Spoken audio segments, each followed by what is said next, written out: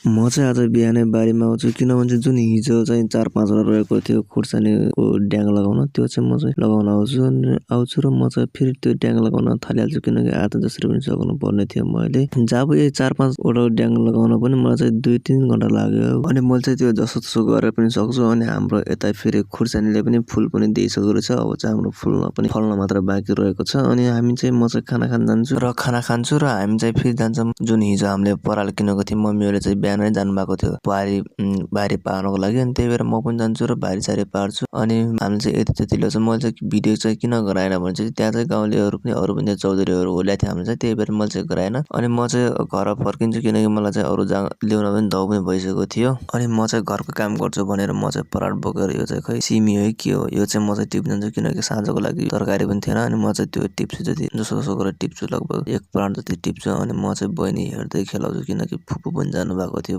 नानीको मम्मी। अनि मैले चाहिँ बहिनी हेर्दै गराउँछु र मैले चाहिँ यति त्यति गराउँछु। अनि लगभग त्यति 1 पराल गराएको जम्मा यति नै भएको थियो। अनि मैले चाहिँ यसैमा साथमा आलु पनि काटिदिन्छु र म चाहिँ जान्छु गोरु भैँसीहरूको मल फाल्न किनकि त्यो मल पनि त्यहाँ दिएको रहेछ। अनि त्यो मल चाहिँ मैले त्यहाँबाट निकालेर चाहिँ भर्मी कम्पोस्टको त्यसमा हालिदिन्छु। अनि मेरो दिन चाहिँ यसरी गयो। आज चाहिँ खासै काम त भएन, एउटै काम भयो तर एउटै काम धेरै लामो समयसम्म भएको थियो। हस्त धन्यवाद, बाई बाई।